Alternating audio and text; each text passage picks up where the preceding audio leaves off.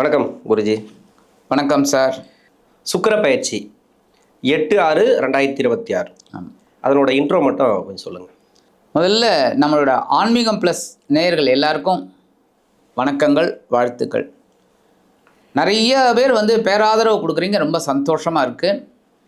இந்த அருமையான பதிவில் நம்ம பார்க்க போகிறது சுக்கிர பகவானோட பயிற்சி. சுக்கிர பகவான் அப்படின்னாலே ரொம்ப சந்தோஷமான ஒரு கிரகம். என்ன அப்படின்னா, நிறைய பேர் சுபகிரகம் அப்படின்னாலே குருன்னு தான் சொல்லுவோம். ஆனால் இந்த சுபகிரகம் அப்படிங்கிறது இந்த சுக்கிரன் தான். ஏன்னா இந்த ஜீவராசிகள் இந்த உலகத்தில் வாழறதுக்கு காரணமே சுக்கிர பகவான் தான் மெயின். சந்தோஷம், காசு இருக்கோ இல்லையோ நிறைய பேர் சந்தோஷமாக இருப்பாங்க.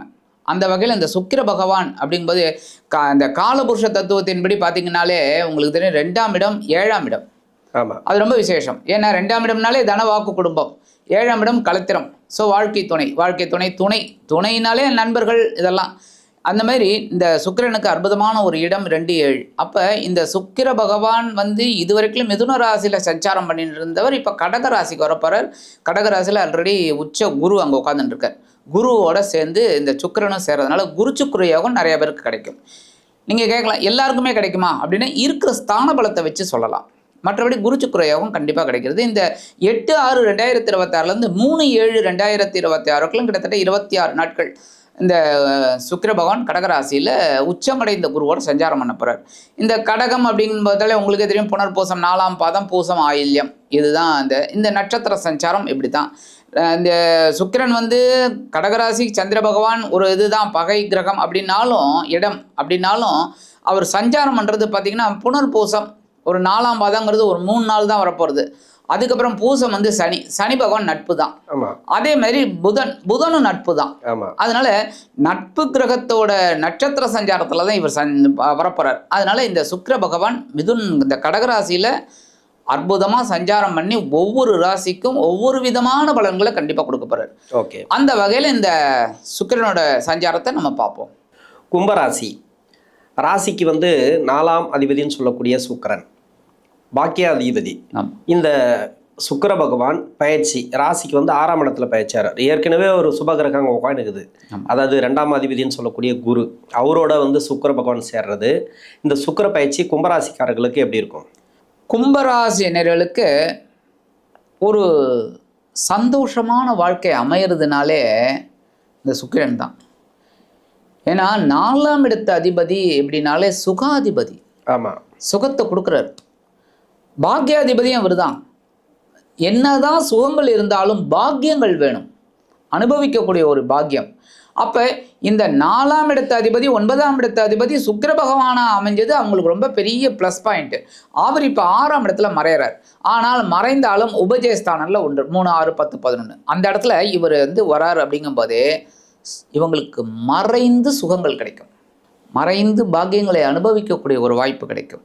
அதுமாரி இவங்களுக்கு பார்த்திங்கன்னா அங்கே தான் குரு உட்காந்துருக்கார். குரு உட்காந்துலேருந்தே மாற்றம் இவங்களுக்கு கிடச்சிருக்கு.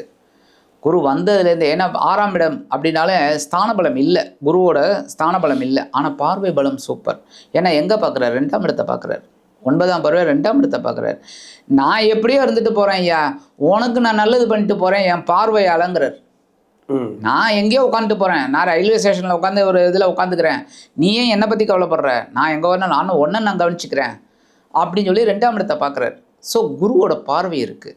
அதே சமயம் 12ஆம் இடத்தை 2 பேருமே பார்க்குறாங்க. அப்போ சுப விரயங்கள் இருக்கும், சந்தோஷமான இடமாற்றம், சந்தோஷமான பயணங்கள், சந்தோஷமான சில விஷயங்கள் கண்டிப்பாக நடக்கும், எதிர்பாராம விரயங்கள். அப்போ இவங்களுக்கு இந்த புனித தல யாத்திரை, ரொம்ப வயசானவங்க அப்படின்னா புனித தல யாத்திரைலாம் டக்குன்னு கிடைக்கும் அவங்களுக்கு. அதுமாதிரி ரொம்ப அற்புதமான ஒரு இது. அதே சமயம் 10ஆம் இடத்தை பார்க்குறாரு குரு 10ஆம் இடத்தை பார்க்குறது ரொம்ப விசேஷம். ஸோ 2 பேரும் தான் சேர்ந்துட்டு இந்த இடத்த இந்த உங்களோட விரயஸ்தானத்தை பார்க்குறாரு எங்கள் கும்பராசி. அப்போ அற்புதமான பலன்கள் கண்டிப்பாக இருக்குது. சுப விரயங்கள் மூலமாக சந்தோஷம் கண்டிப்பாக இருக்குது. அதேமாரி வீடு மனை வாகனம் எதனா வாங்கணும்னு நினைக்கிறாங்க, கண்டிப்பாக நடந்துடும். அது அந்த அந்த இதில் இருந்தாங்கன்னா தான், அந்த முயற்சியில் இருந்தால் தான். அப்போ நீங்கள் கேட்கலாம், ஐயோ நான் வேலையே இல்லை, எனக்கு போய் வீடு அமையுங்கிறியே, நான் எங்கே போகிறது அப்படின்னு. அவங்களுக்கெலாம் நான் சொல்லலை, அந்த திட்டம் அந்த இதெல்லாம் இருந்தது, ஒரு ஜஸ்ட் ஒரு 10 lakhs தான் வேணும், நான் பேங்க்கில் லோன் போட்டிருக்கேன், அது சேங்ஷன் ஆகலை அப்படிங்கிற பட்சத்தில் அந்த சேங்ஷன் ஆகும். டக்குன்னு அதை கொண்டு போய் கொடுத்து வீடை வாங்கிடுவோம். அப்போ இந்த மாதிரிலாம் இந்த சுக்கிர பகவான் கண்டிப்பாக கொடுக்க போகிறார். ஸோ ஒரு பெரிய மாற்றங்கள் இந்த சுக்கிர பகவான் கண்டிப்பாக 6ஆம் இடத்துல இருந்துட்டு கொடுக்க போகிறார். அது பெரிய விஷயம். ஓகே. இந்த சுக்கிர பயிற்சி வந்து வேலையோட மாற்றங்களை கொடுக்குமா இல்லை தொழிலில் இருக்கிறவங்களுக்கு மாற்றங்களை கொடுக்குமா? இப்போ புதுசாக வேலை தேடுற அவங்களுக்கெல்லாம் கண்டிப்பாக வேலை வாய்ப்பு கிடைக்கும். ஆனால் தக்க வச்சுக்கணும், பரவாயில்லை அப்படின்ட்டு உள்ளே இறங்கிக்கணும். ஆனால் அதே சமயம் வேலையில் இருக்கிறவங்களுக்கு உயர்வுகள் கிடைக்கும். சம்பள உயர்வு, பதவி உயர்வு இதெல்லாம் எதிர்பார்த்தாங்கன்னா கிடைக்கிறதுக்கு வாய்ப்பு இருக்குது. இந்த வேலை வேண்டாம் வேறு வேலை தேடுறோம் அப்படின்னா கண்டிப்பாக அதுவும் அவங்களுக்கு சான்ஸ் இருக்குது. ஓகேயா? அதேமாதிரி தொழில் வியாபாரத்தில் மாற்றம் ஏற்றம் இருக்கும்.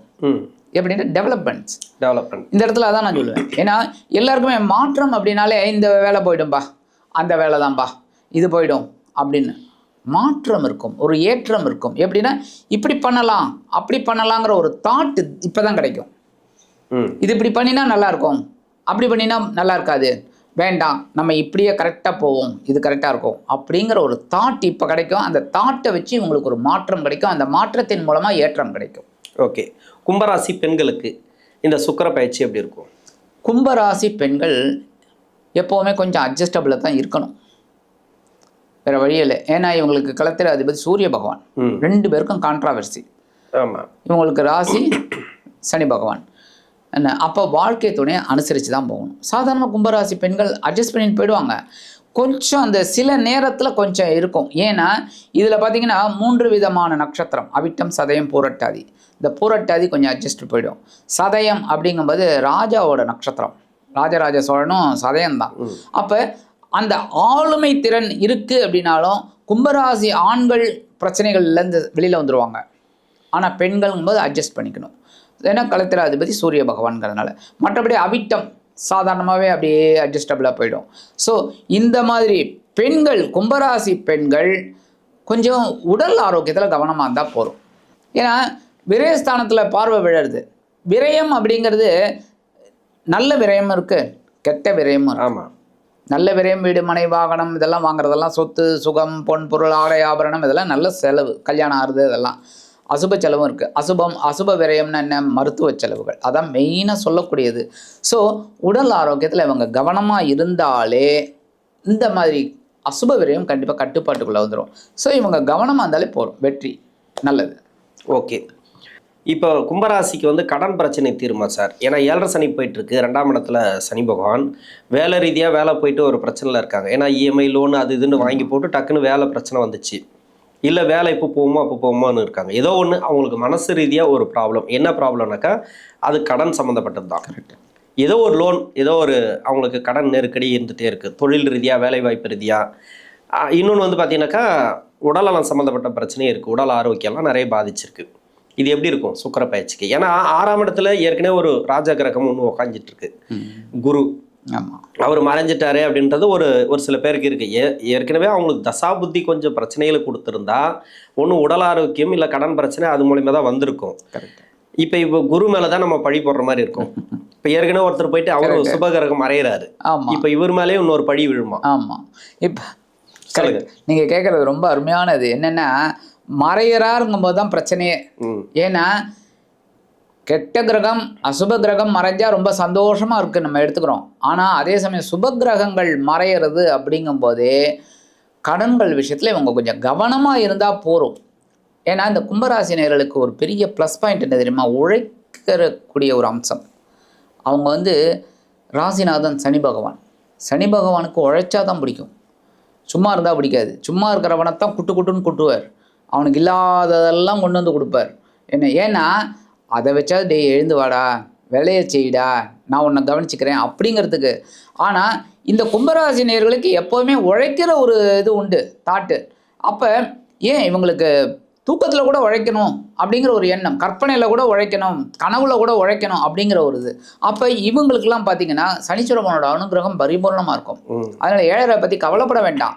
பட் அந்த ஏழரைக்குண்டான வேலைகளை நம்ம கவனமாக செய்யணும். அவ்வளோதான், கவனமாக இருந்தால் போகிறோம், பயப்பட வேண்டிய அவசியம் இல்லை. ஏன்னா இவங்களுக்கு ராசிநாதன் விரையாதிபதி, அதே சமயம் அவர் 2ஆம் இடத்துல உட்கார்ந்துட்டு இருக்கார். 2ஆம் இடத்துல இருக்காருன்னொடனே கொஞ்சம் பொருளாதாரம் ஏற்றம் இறக்கம் நிறைந்ததாக தான் இருந்திருக்கு, ஆனால் இன்னமும் குறையும். ஏன் அப்படின்னா இந்த சுபகிரகம் அப்படி 6ஆம் இடத்துக்கு வந்தால் கூட 9ஆம் பார்வையை அந்த 2ஆம் இடத்தை பார்க்குறாரு. ஸோ தனவரவு கண்டிப்பாக வருங்க. இதனால அப்படின்னா இவங்க ஏற்கனவே நான் சொன்னேன் பாருங்க, உழைக்கக்கூடிய அம்சம். அப்போ உழைச்சாங்கன்னா கண்டிப்பாக காசு.